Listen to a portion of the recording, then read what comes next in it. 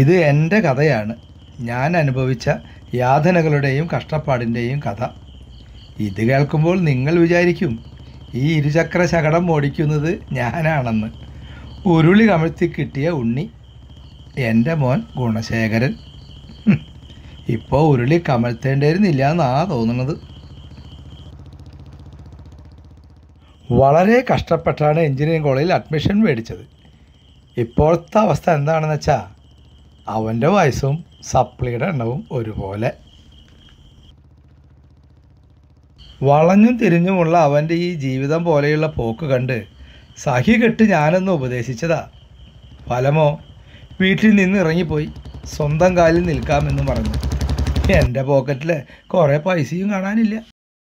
ചൊല്ലിക്കൊടു തല്ലിക്കൊടു തള്ളിക്കള എന്ന് നമ്മുടെ പൂർവികന്മാരൊക്കെ പറഞ്ഞത് എത്രയോ ശരി.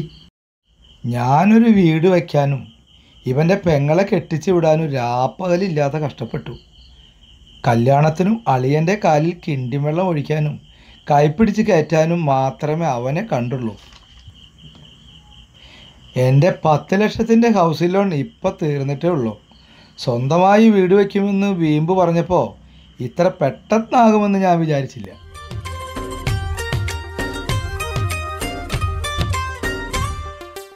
ഏതോ പ്രിയരാഗം മൂളി ഞാൻ നിൻ സ്നേഹത്തിൻ ഈണം അതിൻ ശ്രുതിയായി തീർത്തു ഞാൻ.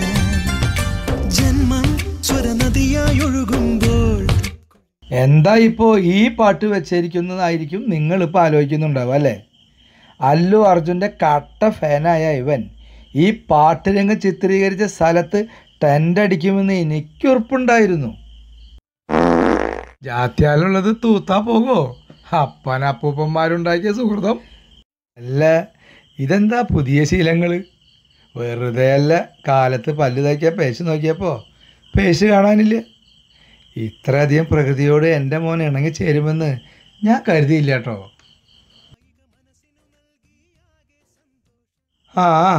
അങ്ങനെ പല്ലേപ്പും കുളിയും കഴിഞ്ഞു.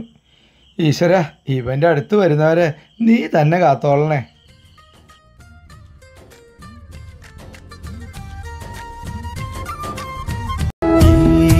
സ്നേഹബലിയിൽ കാഴ്ചയേകാനണയുന്നിതാ.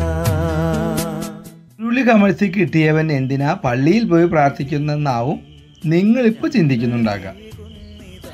എന്തെങ്കിലും ദുരുദ്ദേശം കാണും.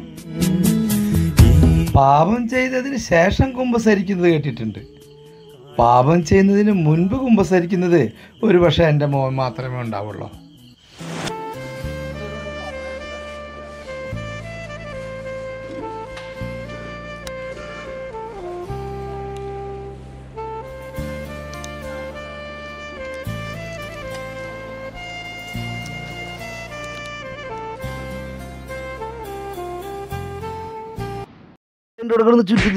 കൊടുക്കണോ സൂര്യാവന്?